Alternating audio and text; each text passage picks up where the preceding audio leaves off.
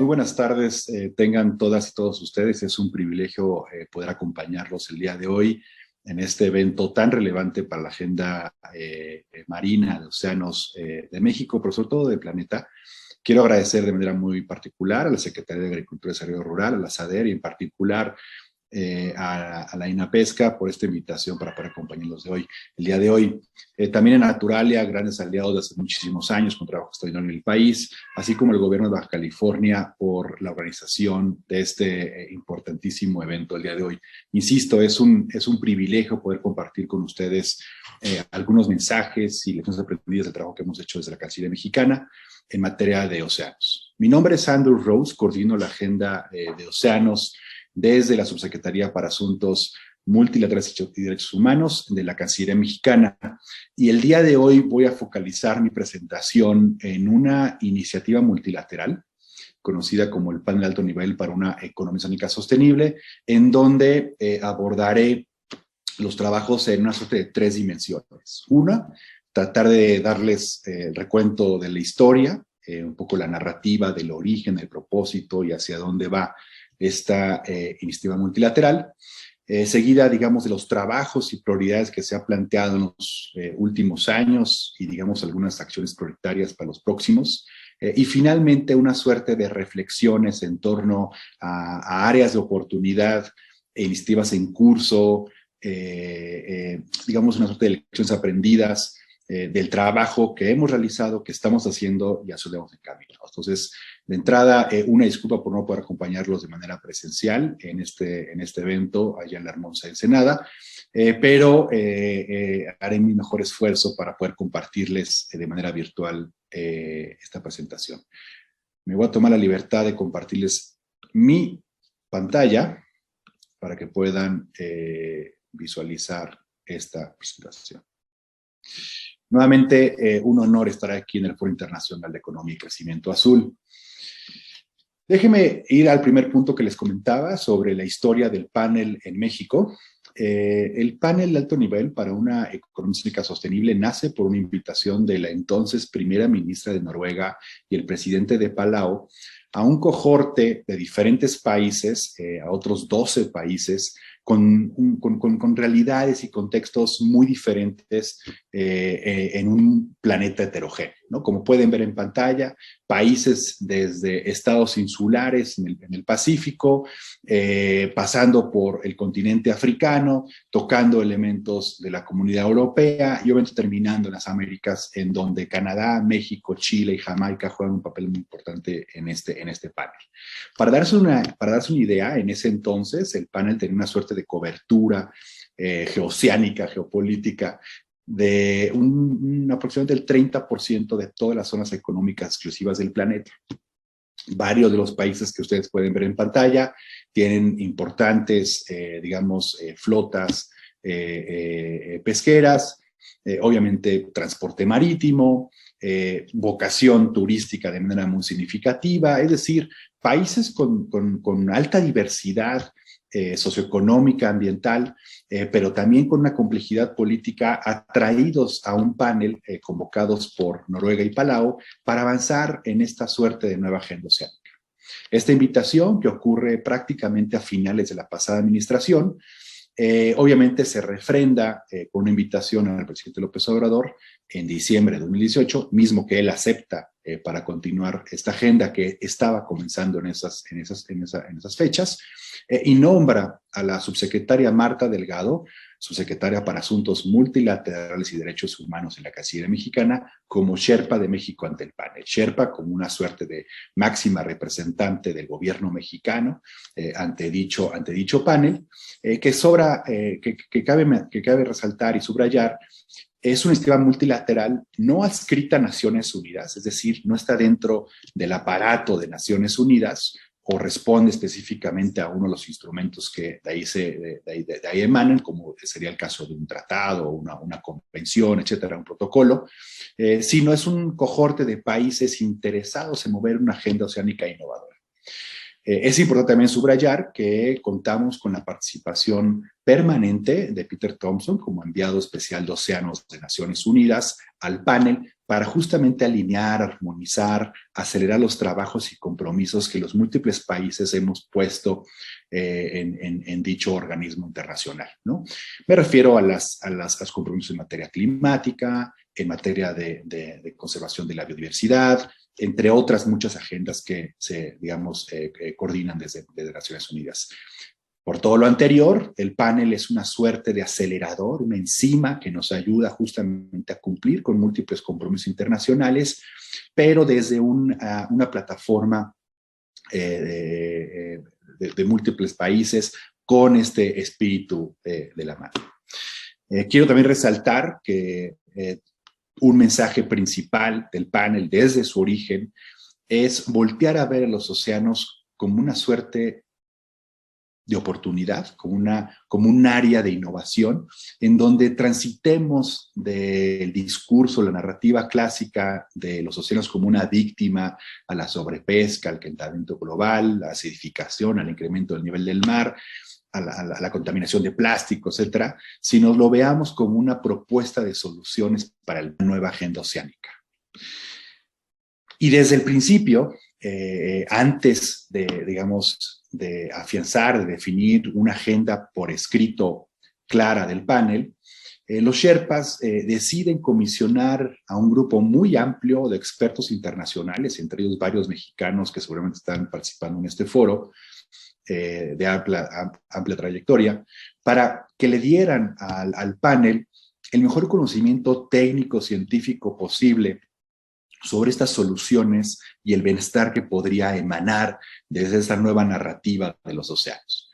De ahí que se comisionan 16 artículos azules, conocidos como Blue Papers, de diferentes temáticas, desde crimen organizado en los océanos hasta el genoma oceánico, pasando por biodiversidad, pesquerías, energía renovable, cambio climático, entre muchos otros más, en donde los hallazgos de dichos artículos azules se decantan justamente para ir formulando esta agenda oceánica del panel. Entre esos resalto, por ejemplo, este reporte de soluciones oceánicas justamente para beneficio de las personas, la naturaleza y la economía, que trae varias propuestas muy claras, muy evidentes sobre la relación costo-beneficio que varias estrategias pueden tener, en este caso, en cuantificación económica, ¿no? La relevancia de la conservación y restauración de los manglares, por decir un ejemplo, un elemento fundamental y de preocupación, creo que global, en términos de la necesidad de producir alimentos, producir buena proteína para futuras generaciones y para este crecimiento poblacional que tenemos en nuestro planeta, pues una agenda importantísima de producción de alimentos del mar, que trae unas oportunidades extraordinarias que ojalá México podrá avanzar de una manera mucho más agresiva en dicha materia. Entonces, así como estas dos estrategias, pues muchas más y ejemplos muy específicos que se tienen en diferentes partes del planeta para identificar estas soluciones oceánicas desde el mar. Estos reportes azules, estos Blue Papers, estos reportes especiales comisionados por el panel, como ya mencioné, se decantan en una suerte de hallazgos y temas prioritarios para poder construir la agenda oceánica del panel. Después de prácticamente 2 años de conversaciones entre los entonces 14 países del panel con estos insumos técnicos científicos, se va construyendo una agenda global de acción oceánica acordada entre los 14 países, es decir, pasa por consultas formales, en nuestro caso por consultas intersecretariales convocadas y coordinadas desde la Cancillería mexicana, tocando base con las diferentes secretarías de Estado, dependencias, para que nos pudieran justamente dar su opinión, su retroalimentación, la argumentación para ir conformando esta agenda global. Como ya mencioné, en este proceso de la narrativa de ver a los océanos como una solución y hacia el tránsito hacia una economía oceánica sostenible, se identifica una suerte de 3 pilares fundamentales. Se dice desde el panel que solamente podemos llegar a una economía oceánica sostenible si, por un lado, producimos de manera sostenible desde el mar, si protegemos de manera efectiva los ecosistemas, las especies oceánicas, para poder transitar a una prosperidad justa y equitativa de los océanos y obviamente a nivel planetario. Estas 3 P's, como les llamamos en el panel, son muy relevantes. Es decir, no es un enfoque estrictamente conservacionista o de protección altamente restrictiva, no es un enfoque de producción sostenible únicamente, ni una mirada solamente, digamos, al elemento social, es justamente los pilares para un desarrollo sostenible, pero con una narrativa innovadora desde los océanos. En pantalla también pueden ver algunos de estos hallazgos que se arrojan desde los artículos azules en términos de pues, empleos que podrían haber para los próximos años, la importancia justamente de los alimentos y la necesidad de transitar a nuevos cambios alimenticios y de dieta a nivel planetario para también tener co-beneficios en la agenda climática. Sobra mencionar el papel tan relevante que las energías renovables podrían tener para el 2050 desde los océanos. Estas metas que se han conversado a nivel planetario sobre cómo podemos transitar a un 30% del planeta protegido a través de diferentes instrumentos de conservación. Y así subsecuentemente diferentes hallazgos que se desprenden de los artículos que mencioné, arropados en esta lógica de las 3 Ps hacia justamente un tránsito a una economía oceánica sostenible. El panel es así entonces que después de como 2 años de conversaciones, de consultas formales, de retroalimentación, etcétera, llegamos prácticamente al final del año 2020, ya año en pandemia, y se decide lanzar el 2 de diciembre del año 2020 el documento de transformaciones para una economía oceánica sostenible, una visión para la protección, la producción y la prosperidad. Este es el documento de la Agenda Oceánica del panel que, digamos, rige y ordena y orienta las acciones más importantes para transitar a esta economía sostenible por estos 14 países. Queremos subrayar que los representantes máximos, y en este caso los jefes de Estado de los 14 países, a través de una carta firmada, endosan y se comprometen justamente a acelerar la instrumentación de las acciones que sean más relevantes de dicho documento de transformaciones para pasar a una fase de instrumentación en los diferentes países.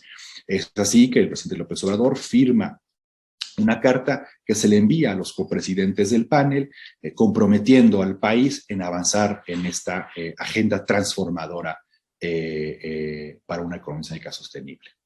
A partir de entonces, México avanza, digamos, en una suerte de 2 pistas simultáneas. Por un lado, la identificación de acciones de no arrepentimiento, de arranque rápido, que, digamos, México puede avanzar de manera significativa, ya sea porque habían iniciativas y acciones en curso a las cuales estaban completamente asociadas a esta agenda transformadora. Y por otro lado, la necesidad, producto de una reflexión del grupo intersecretarial que se conformó desde el arranque de los trabajos del PAN en nuestro país, en donde se decide por varias secretarías de Estado hacer un ejercicio de priorización. El documento de transformaciones, lanzado en diciembre, tiene alrededor de 74 acciones prioritarias y un compromiso de cabecera de transitar al manejo sostenible de las aguas bajo jurisdicción nacional de los 14 países. El grupo intersecretarial afirma y, digamos, en esta discusión, identifica la necesidad de, hay que identificar qué acciones podemos hacer al corto plazo, al mediano plazo y a largo plazo, enfocándonos en acciones prioritarias para esta administración. Es importante subrayar que la agenda de transformaciones no termina en esta administración, sino tiene una suerte de ruta de trabajo hacia el 2030, obviamente armonizada con la Agenda 2030 de los Objetivos de Desarrollo Sostenible de las Naciones Unidas. Y es así que el grupo intersecretarial coordinado por la Cancillería mexicana, decide hacer una priorización de las acciones más relevantes para los próximos 3 años. Después de una revisión de gabinete, es decir, la identificación de diferentes políticas, programas sectoriales, inclusive algunos tratados comerciales, como es el caso de América del Norte, entre otros insumos importantes que existen en nuestro país, obviamente el Plan Nacional de Desarrollo. Después de una consulta formal a las secretarías y dependencias involucradas en este grupo intersecretarial y obviamente con mandato de atribuciones en la materia, y una consulta con sociedad civil, se desprende, digamos, una suerte de priorización de las acciones más relevantes para focalizar los esfuerzos de la energía y los recursos en los próximos años en nuestro país. Como pueden ver en pantalla, este proceso de priorización se decanta en un documento conocido como Estrategia de Instrumentación para una Economía Oceánica Sostenible en México 2021-2024, que quiero subrayar es arropada por la Comisión Intersecretarial para el Manejo Sustentable de Mares y Costas de México, la CIMARES, presidida por la Secretaría de Marina y con un secretariado técnico, la Semarnat, y se decide en la reunión de titulares transitar a la publicación en el Diario Oficial de la Federación de dicha estrategia de instrumentación. Después de varios meses de consultas, revisiones jurídicas, técnicas, etcétera, se llega a una versión final y felizmente hace un par de semanas dicha estrategia es publicada en el Diario Oficial de la Federación, arropada por las CIMARES. Como puede ver también en pantalla, se sigue esta lógica de reconocimiento de la oportunidad que los mares y las costas traen a México y deberían de ser impulsados de manera muy particular. Y también se subraya este mensaje de que México es el mar, ¿no? Y México debe y deberá ser el mar. Es una gran área de oportunidad. Dicho lo anterior, el compromiso de cabecera del panel, reflejado en el documento de transformaciones y descrito en la estrategia de instrumentación, es esta lógica de ver el cierre por cierto. Es decir, no veamos un 30% de protección, no veamos un 20% de restauración, tengamos una visión integral de los océanos, de los mares y las costas. Es decir, no sectoricemos las cosas, reconozcamos que todos en estas 3 P's estamos involucrados y necesitamos solamente así avanzar en una protección efectiva, en una producción sostenible hacia una prosperidad justa y equitativa. Veamos el 100% de las cosas, señores y señores.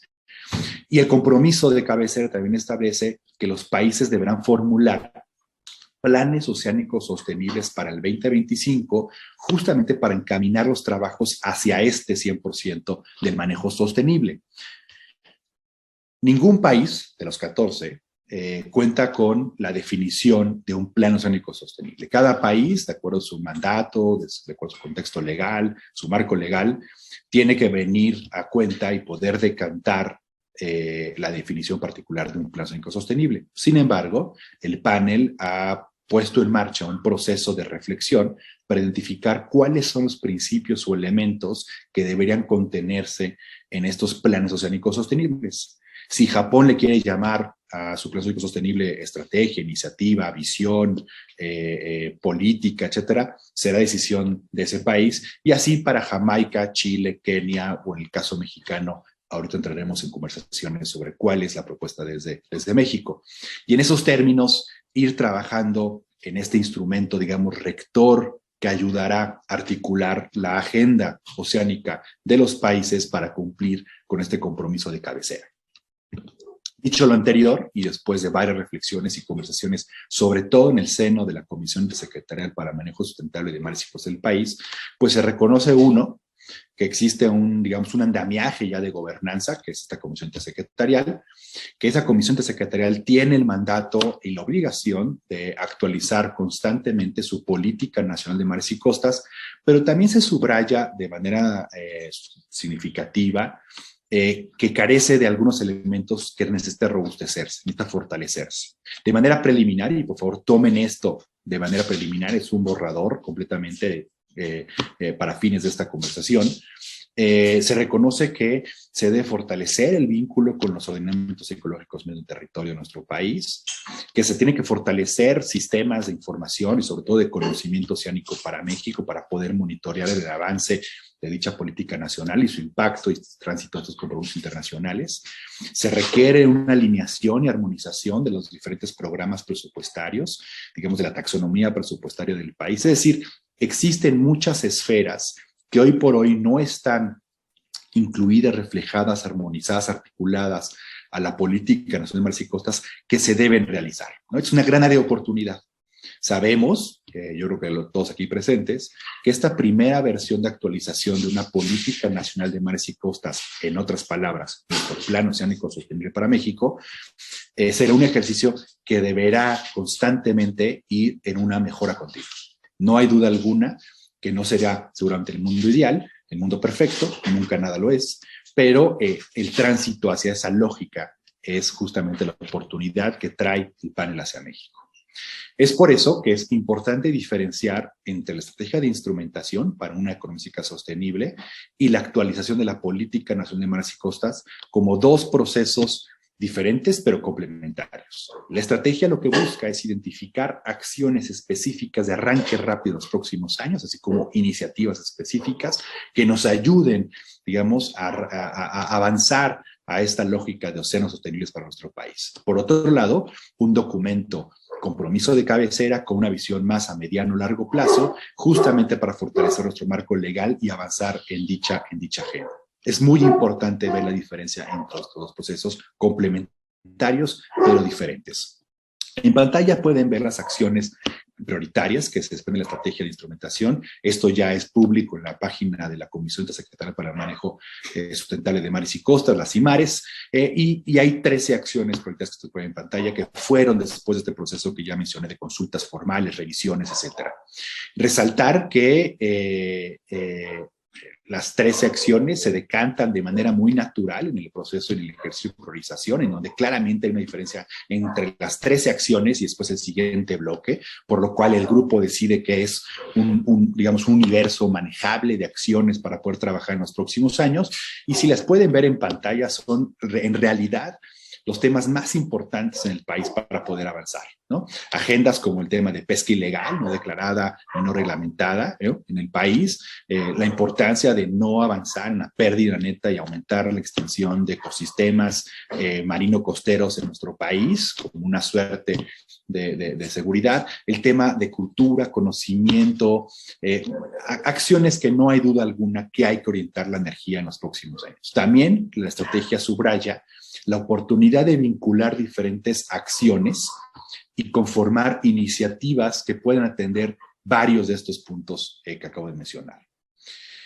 Por otro lado, también la estrategia de instrumentación identifica dos condiciones habilitadoras que México debería avanzar. Por un lado, toda la agenda de finanzas oceánicas, importantísimo, promovido y exigido por Secretaría de Crédito Público, y por otro lado, toda la agenda de contabilidad oceánica, es decir, cómo México puede darle ese valor y reconocimiento al peso que tiene la agenda de mares, costas, océanos de nuestro país para el bienestar y para nuestra economía. Pensemos en una suerte de PIB azul para México. Otra forma de instrumentar los compromisos y acciones del panel es justamente las coaliciones de acción que de este se desprenden. Agrupaciones temáticas en donde organizan la sociedad civil, bancos de desarrollo, sector privado se agrupan en diferentes temas para avanzar de manera mucho más activa y más agresiva en diferentes temas de interés común. Agendas como alimentos azules, turismo, datos y conocimiento oceánico, energía renovable, son coaliciones de acción que se desprenden del panel y que se van instrumentando a través de estos cohortes. En algunos casos, con una relación muy estrecha con gobierno, en algunos otros casos no, pero son, digamos, motores de innovación que han avanzado de manera muy agresiva, de manera diferenciada a nivel planetario. Esa es otra forma como el panel está trabajando hoy por hoy. Un reporte en particular que me gustaría resaltar, y sobre todo con la próxima COP en Egipto, la agenda de cambio climático. Un reporte específico que sale comisionado por los Sherpas del panel a un grupo de expertos a nivel global, en donde pudieran atraer a la mesa, digamos, una suerte de estrategias, acciones específicas que desde los océanos pudieran brindar como soluciones a la agenda climática. Siempre se ve a los océanos como esta suerte de víctima ante el cambio climático. Se quiere ver la oportunidad de los océanos para una contribución no solamente en la agenda de adaptación al cambio climático, sino también a la agenda de mitigación del cambio climático. Y de ahí que se visualiza, y no entraré en detalles, la oportunidad que existen de los océanos para contribuir justamente a la agenda de reducción de emisiones a nivel planetario y no sobrepasar este 1.5 como límite, 2 grados centígrados que hemos platicado en múltiples conferencias globales. Las 5 acciones prioritarias que identifica este reporte tienen que ver con, obviamente, energías renovables de los océanos, transporte marítimo, descarbonización de puertos, toda esa agenda tan importante, el elemento de los ecosistemas costero-marinos, todo lo que les comentaba de cambios de dieta en temas de pesquerías, acuacultura, etcétera. Y obviamente un tema aún por discutirse fuertemente, toda la agenda sobre almacenar carbono en los fondos marinos. En México se han avanzado de manera diferente las acciones que se prenden del PAN. Una reflexión importante que me gustaría compartirles es la importancia de ver todos los instrumentos que tenemos en nuestra cartera nacional que contribuyen a la protección, a la restauración, al uso sostenible justamente de los mares y costas de nuestro país. No existe una solución última que atienda toda la problemática que tenemos. De ahí que México debe echar mano de los diferentes instrumentos. Por un lado, las áreas marinas protegidas han mostrado ser altamente efectivas para un objetivo y para un propósito. También los refugios pesqueros han sido una gran oportunidad, pero así como esos tenemos muchos otros instrumentos en nuestro marco legal que son súper pertinentes utilizar de manera inteligente y con un propósito particular. Cuando nuestras esposas, en el caso particular, nos piden que colgamos un cuadro en alguna pared de nuestra casa, siempre nos ocupamos de manera muy específica en conocer cuál es el clavo más pertinente y las herramientas que debe utilizar para colgar dicho cuadro. Cuando lo hacemos de manera incorrecta, usando clavos que no son los apropiados, existe un riesgo importante que dicho cuadro se caiga y seamos obviamente, nos llamen la atención, para decirlo de manera muy simple. De ahí que utilizar las herramientas e instrumentos más adecuados para avanzar hacia una económica sostenible es fundamental. No existe balas plateadas y México tiene un portafolio extraordinario de medidas basadas en área que podríamos utilizar justamente para avanzar en los múltiples propósitos que se desprenden del panel. Entre ellos, resalto como un ejemplo, las zonas de refugio pesquero, instrumento que viene desde una gobernanza local promovido por comunidades pesqueras, en donde ayuda no solamente a atender temas de seguridad alimentaria, sino también restauración y regeneración de pesquerías, pero también de ecosistemas costero-marinos de nuestro país. Los refugios pesqueros, las áreas marinas protegidas, las zonas, digamos, de concesión con polígonos definidos, e inclusive zonas de maricultura o acuacultura, es decir, un portafolio tan amplio en nuestro país que podemos echar mano, que esta es una invitación a que usemos estas piezas como una suerte de piezas rompecabezas para avanzar a esta lógica del 100%. No todo tiene que estar protegido completamente, no todo tiene que ser producción sostenible. Necesitamos encontrar un balance entre estas tres P's que les acabo de mencionar para poder transitar a una económica sostenible. Por último, los sectores productivos son fundamentales. Siempre se visualiza el sector productivo, en este caso, por ejemplo, el sector pesquero del país, digamos, en la arena de producción sostenible, ¿no? Que incluya buenas prácticas de manejo pesquero, que se encargue justamente, digamos, de no contaminar, de no sobrepescar, de buscar un tema de equidad, de derechos humanos, etcétera. Pero los sectores productivos, incluyendo el sector pesca, también puede contribuir de manera muy importante a la agenda de protección de los ecosistemas, a una de las tres P's que se acaba de mencionar. No solamente es producción sostenible, es una oportunidad de repensar las formas como, la forma como hemos trabajado en los últimos años, porque solamente así podemos avanzar a una económica sostenible, y lo vuelvo a subrayar. Finalmente, el cohorte de países del panel ha crecido de manera significativa. Pasamos de 14 países en ese 2018 a hoy a un grupo de 17 países. A la fecha sumado Estados Unidos, esto fue anunciado por el presidente Biden a finales del año pasado en la conferencia de las partes sobre cambio climático que celebró en Glasgow. A principios de este año, el presidente Macron de Francia lo anunció en la conferencia de océanos de Brest, y recientemente en Lisboa, el primer ministro Boris Johnson del Reino Unido también anunció la adhesión al panel. Esto incrementa de manera muy significativa, obviamente, la influencia geoceánica, geopolítica del panel, en términos no solamente de cobertura de zonas económicas exclusivas, sino también de línea costa, transporte marítimo, pesquerías y otros datos más.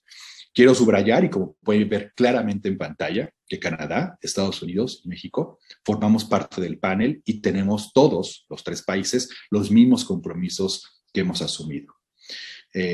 Con esto se abre una oportunidad extraordinaria para acelerar una agenda oceánica trinacional en donde encontremos los tres países un piso común de las prioridades para poder trabajar. Sin más, insisto, los invito a seguir el trabajo del panel en nuestro país. Quiero agradecer de manera muy particular a Lina Pesca, que ha sido un actor fundamental desde el arranque del panel a la fecha, trabajando en todos los momentos y en todos los procesos que les acabo de mencionar. Consultas formales, revisión documental, arranque de proyectos. Es un honor trabajar con INAPESCA y estoy seguro que podremos avanzar de manera conjunta en una agenda muy importante sobre acuacultura a nivel nacional. Por último, abrir también la oportunidad al gobierno de Baja California y a los gobiernos subnacionales para que vayan incorporando estos principios y elementos del panel a nivel global en sus políticas estatales. Finalmente, a Naturalia y a todos ustedes, nuestro más amplio reconocimiento. La Cancillería tiene presente, y estoy seguro que el gobierno de la República tiene presente, que esta es una tarea que no puede hacer el gobierno solo. Se requiere de sociedad civil, academia, cooperación internacional para poder avanzar en estas metas tan ambiciosas. Sin más, muchísimas gracias y tengan todos ustedes una muy